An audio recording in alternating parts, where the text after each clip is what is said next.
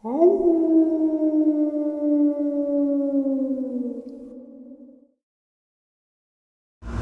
greetings and salutations, everyone. I hope everyone is doing well still. Welcome back to tonight's second half. Before we jump into it, a couple links.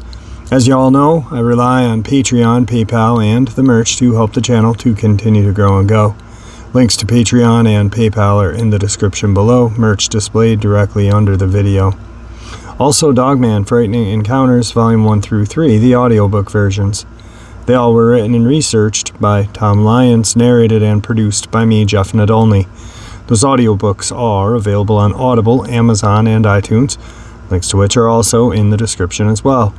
And finally, last but definitely not least, if you'd really like to help support this channel to continue to grow and go, simply subscribe. It doesn't cost you a cent. Click that like button. It takes half a second. If you don't want to miss out on any of the informative uploads I put out daily, click that bell icon. And folks, please leave a comment. Why? Well, because all these things, they really do help this channel to continue to grow and go, and they definitely do matter. Now, everyone, I have taken far too much of your time. Let's jump in to tonight's second half, shall we? Today's first encounter. I remember that night very vividly. I was about 5 years old. I used to live in an older house that backed directly into these deep woods, just miles of trees. My mother and I always enjoyed walking those woods. Well, one night we went on what we called an adventure, and went for a walk around dusk. Now, this wasn't unusual for us. We weren't far from the house, but it had become dark and started to storm. We decided to head back. When we got to the clearing that my house was right above, we heard something in the brush behind us. It sounded like a wounded animal at first, this deep groan. When I turned to look, this huge creature of some kind, be it I was very small. It was dark and storming, so I couldn't get a great look before my mom picked me up. As she's running up this hill to get to our backyard with me in her arms, I could hear heavy breathing, as if it was right on my neck, and something galloping closer, as though it was right behind us. I was facing backwards in my mom's arms. I opened my eyes one last time to see something that looked very large, even when I was on higher ground. She ran up the hill until we got into the house. I never really enjoyed those woods. Sometimes, at night, I'd hear yelling or screaming. My old German shepherd was always very uptight in the clearing. I witnessed the creature in. She would bark and growl at what we thought was nothing.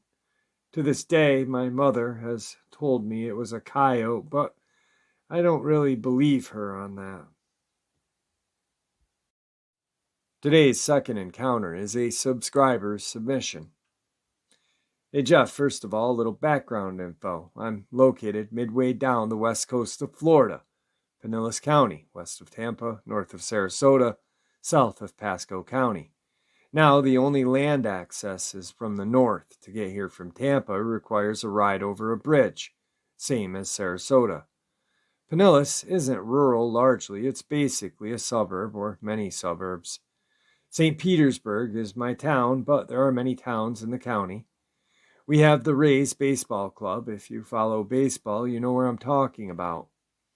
We have a few county parks, but for the most part, we have totally developed a concrete jungle.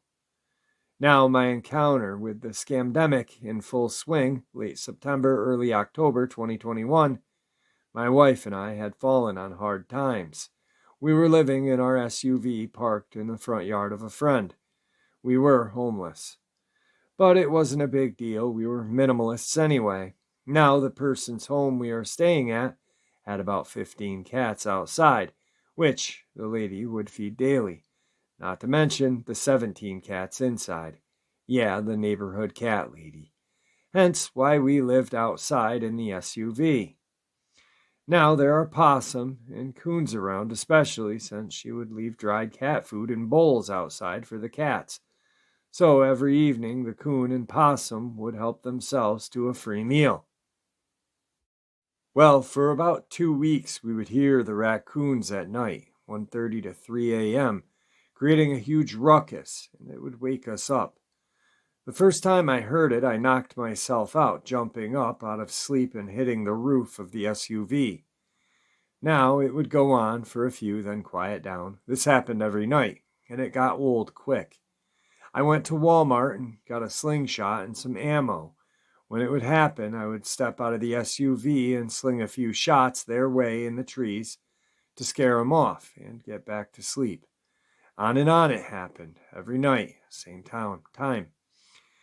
I would always use a headlamp and eye shine the raccoons and try to chase them off.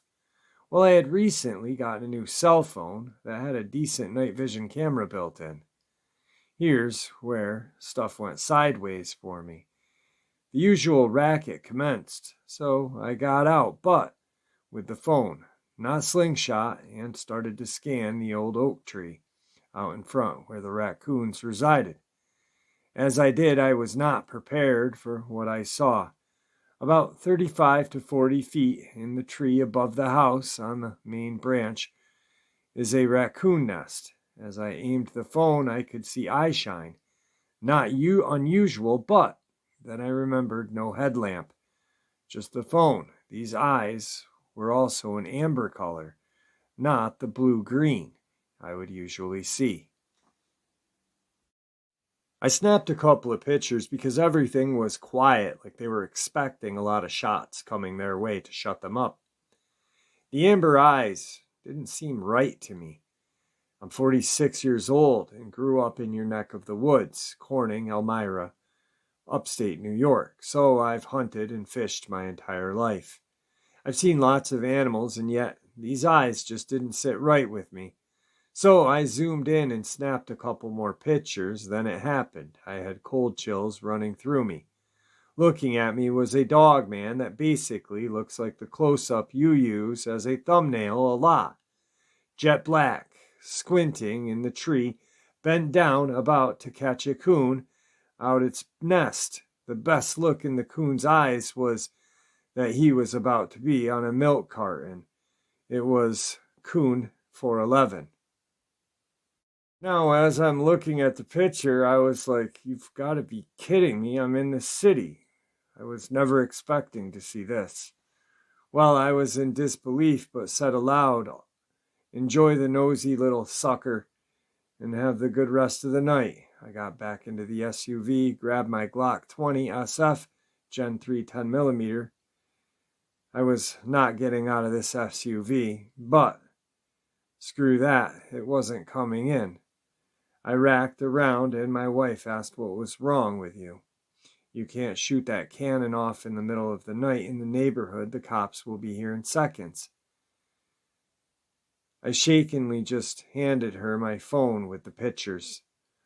Her eyes got as big as golf balls, and she reached down and grabbed my Smith & Wesson MP40 shield, and we sat in utter silence. Jeff, I've always believed in cryptids, but never expected to see one in the suburbs of St. Petersburg, Florida.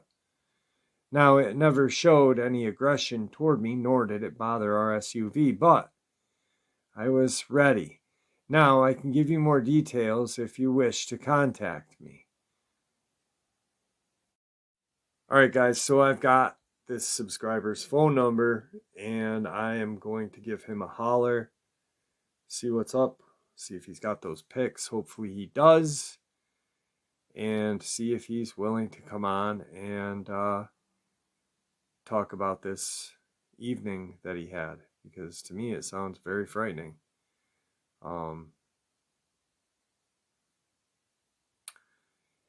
Sometimes you can... Here's the gist of everything, okay? There are encounters that I don't buy, and there are encounters that I just boom, like that. Now, you have to, as you guys know, when you hear an encounter, you're like, why didn't you do this? Why didn't you do that? Why didn't they do this? Or just certain things in the encounter or their description of the encounter. Well, I really buy this story because the way he is trying to mix in comedy, like missing 411 raccoon and other things, little things like that. Because once you have an encounter, your brain is just like, what did I see? What just happened? How do I mentally get past this? So I'm actually looking forward to sending this text out to this guy and hopefully getting him on the show with the pics. Today's third encounter is another subscriber encounter. This is my encounter, and to this day, I can still see the creature in my mind. I live in the United Kingdom, and I was staying at my grandparents' house one night, July of 2009. Back in those days, they lived in a bungalow just off of Inlaby Road. It was 1 a.m, and I was sleeping in the front room. I was reading a book. What's ironic is it was a horror novel called Lord Loss. I was just about to switch off the light when all of a sudden my head swung around, and that's when I saw it. Walking past the window was a shadow of a figure. What was strange was that its head of a wolf in the body of a human. The hands were not normal. They were claws, and they were curled around about 30 centimeters long. I was terrified. I didn't know what it was. It walked by without looking in. What is strange about this is the head was barely visible from the window. It was only many years later, after attending a UFO conference and on the way home listening to Dogman encounters, did the penny drop as to what the creature was. Since that point, I started researching Dogman, and this year I set up my own YouTube channel, Expedition Dogman, in order to share what I've learned. This leads me on to my second story. In July, just gone by, me and a friend went to the Bromston Drain to track down the old stinker, the beast of Bromston Drain. So, when we got there, we played some Dogman howls to try to get the creature out. Unfortunately, we couldn't, but we did find a footprint and a den. As we were shooting footage of the den, we heard a growl. In the field opposite of the drain was horses. They got spooked and tried to block off the nearby bridge. It was only a couple weeks later I sent the footage to a friend in America, and he sent it back and said you can clearly see it hiding in the trees. This is my tale, and to those of you listening, these creatures are very much real. Please be careful if you do see a Dogman. And I'm going to be reaching out to this person as well to see if they want to come on. This one, both of these sound very interesting to me.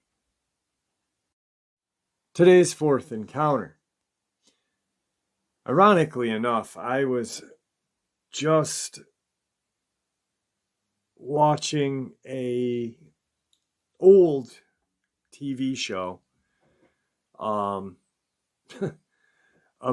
the area that this encounter happened, and the encounter is, or the area of the encounter is known to have a large amount of sightings of different creatures and things that we don't normally think about when we think about cryptozoology. So, on with the encounter. I moved to Linden, Tennessee, Perry County, a year ago with my kids, a widow just trying to live off the grid on a homestead. We would hear howls, knocks, and such, but we thought nothing of it.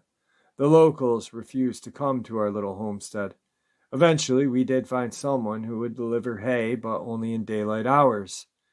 Occasionally, we would see a white blur, or have a heavy rock land our way, but nothing serious. However, a new neighbor moved in about 20 acres down from us. This neighbor was having horrendous events happening on their property. Dead animals, damaged property, and such. They've been coming to us asking us to check it out. I have and cannot explain what is terrorizing them. However, they do drink and smoke a lot, so I chopped it up to that. My son mentioned it to a local man who he works with. The man turned and looked at him straight in the eyes and told him it's the Cherokee Devil. I had to look that one up. We just kind of blew it off until spring hit this year. We were walking the creek on our property and decided to split up to find the spring feeding it. My 22-year-old son begins waving and saying, "Hey, wait up for me." I look and realize he is not facing toward me. I look and swear I see what looks like a whitish-grayish Sasquatch turn and head towards my son. I yell to my son, "Hey, I'm over here and that's not me." My son books it to me because I have a gun and a mama. The thing looks at me and just stares. I tell it, "Leave us alone and we'll leave you alone. I have no issues with you, just with people." I don't want people coming here trying to hurt it because it's never touched any of my animals. If any of our animals pass away due to weather or such, we throw the carcass to where we know it sleeps. I'm just curious if anyone else has heard of this creature and what they know about it. I have spoken with local Cherokee here, and they seem surprised that it's left me alone. The gravel haulers have what's called a churn pit here. Apparently, this devil has busted up their equipment and damaged dump trucks to the point where they've had to replace several of them. They've placed traps and security and haven't caught it yet. I hope they don't. I noticed it only starts up when they start dynamiting the ridge. Sorry, but I am rooting for the Cherokee Devil. Now, for those of you who don't know, I was watching, actually it was American Underground or something like that on the History Channel.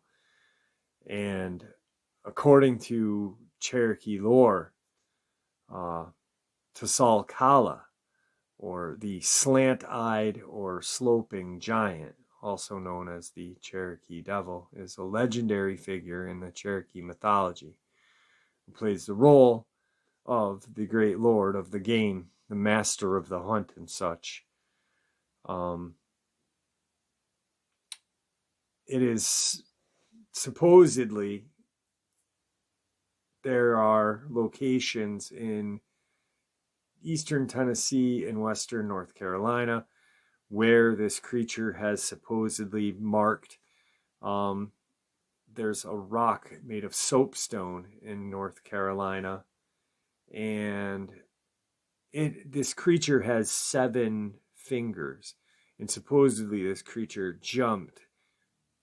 It's going to sound far-fetched, but it's old Cherokee lore. Some 7 to 8 miles it launched itself in. But once again, lore.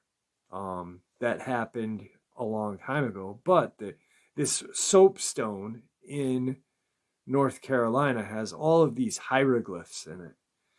And it's truly an amazing thing to see. This stone, it's all cordoned off, and you can kind of look down at it. And being at soapstone, it holds in heat. So when you look at it at night, you're looking at these like really cool ancient hieroglyphs, and you're getting this heat coming back at you. And that rock is called Judakala rock. It's just a really fascinating historical legend lore. Judakala was the slant-eyed giant that lived in the Balsam Mountains. He guarded his hunting grounds from his judgment seat, known today as the Devil's Courthouse, along the Blue Ridge Highway. All fascinating Cherokee lore, but you've got this creature or creatures that resemble a Sasquatch and resemble a Dogman that lurks in those areas. So maybe these are offspring. Who knows? I don't know. And I don't really like making assumptions because when I do, they're usually wrong.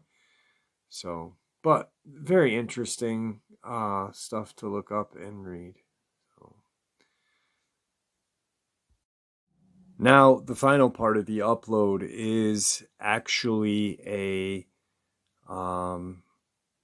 encounter shared by a person that I look up to.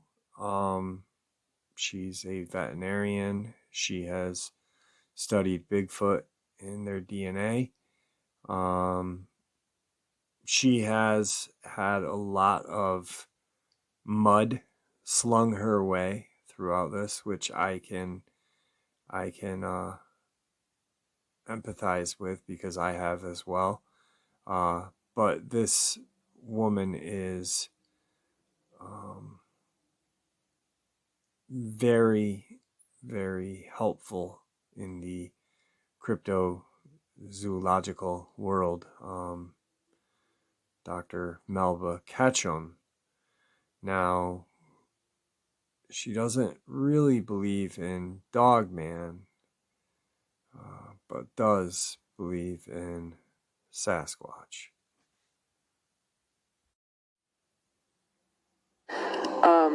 Anyway, my own experience as a non-believer in Dogman came a while back. The first report was actually the person that helps feed my animals. He was pulling down to the lease and going, it's a dirt road leading to it, and it's pretty heavily wooded. This man is retired military. He's no nonsense, and he didn't believe in the forest people whenever we started this whole thing, but he's seen enough now that he has to agree that there's something there. But he, as he was pulling down the road, he had a first-hand encounter with Dogman, and it was standing bipedally in the middle of the dirt road as he was driving toward it, and he was just dumbfounded. He said it looked like a giant black wolf, and it was just standing there, and it stared at him, and then it took just one giant leap about 30 feet into the woods and disappeared. He's not scared of anything, and he was all shook up when I saw him, and related the story to me. So, I mean, I didn't doubt him because there's been too many reports of these things, but it was just strange of all the things that he would see. I expected him maybe to see one of the Sasquatch at one point, but he surprised me with this story, and I could tell. I mean, he's an honest person anyway, but he was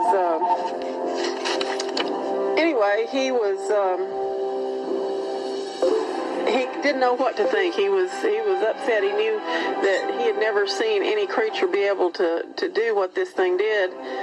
First of all, he'd never seen a wolf-like creature staring at him bipedally, and he'd never seen anything take that type of leap from a standstill in an upright position. So I didn't think a whole lot about it, other than it was kind of remarkable.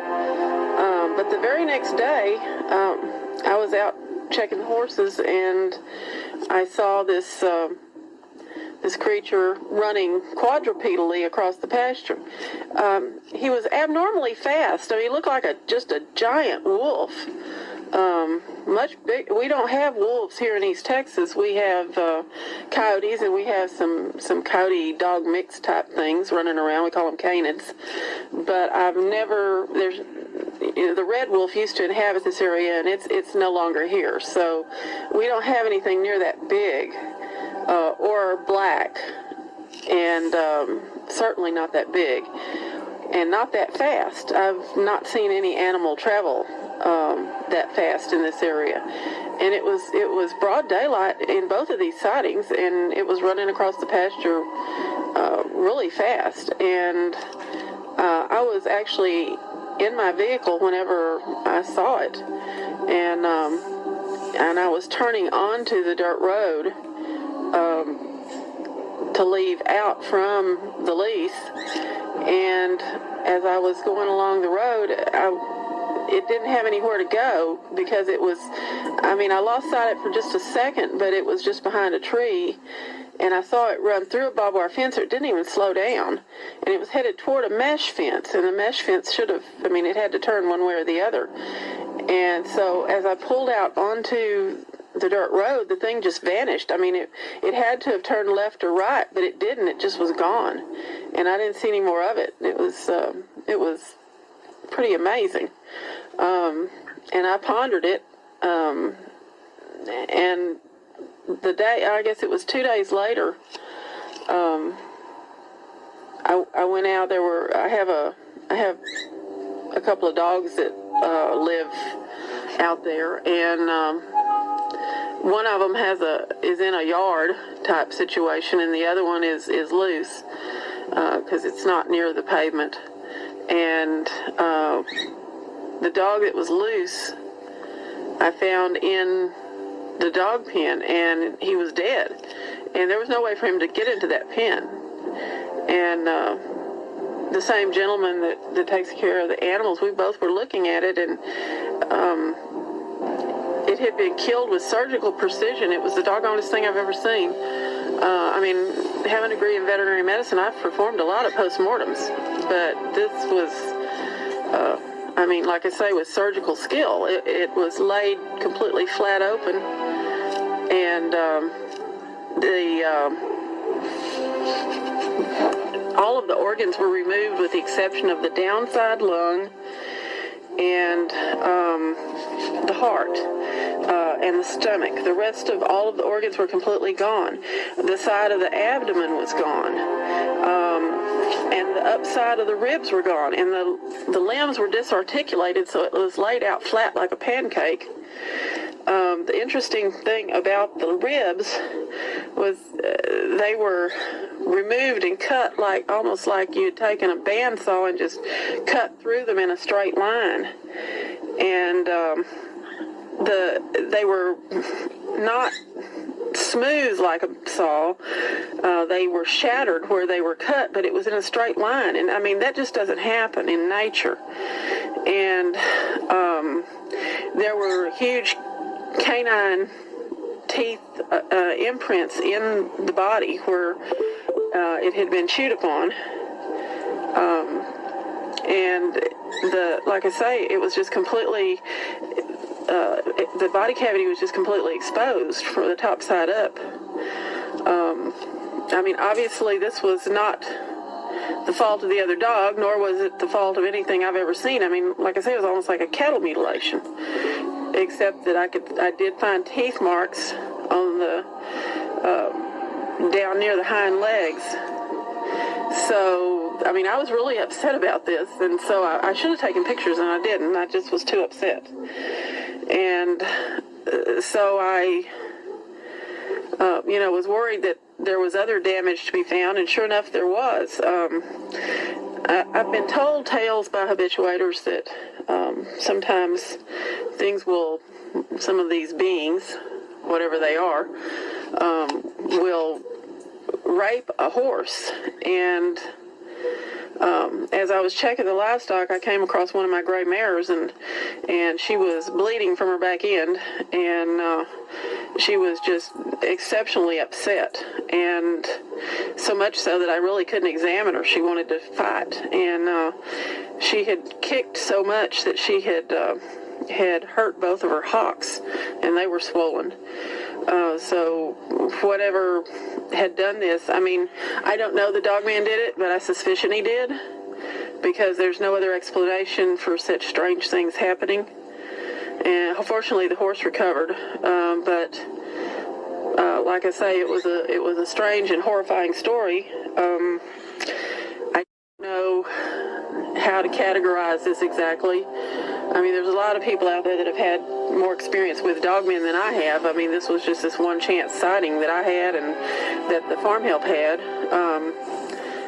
But the fact that it injured and killed animals just makes me think that they're bad. And like I say, a lot of people will tell me that these forest people won't stay around whenever these things are around, and I did not notice any activity for a week or so around this time from the forest people. So I think that there may be something to that. Anyway, that's my... Wow, what an amazing interview with Melba Ketchum. It's a very rare interview, one where she admits the existence of Dogman. For the longest time, she didn't. There was, a whole group of researchers at one time that didn't want to even admit that Dogman existed because it would disrupt their theories on Bigfoot. It's nice to see that, sometimes people can change. Anyway, with that being said, thank you for supporting this channel. It really means the world to me. Your support is what makes this channel special and continue to grow and go. Please stay safe, happy, healthy, and ever vigilant, and God bless you all.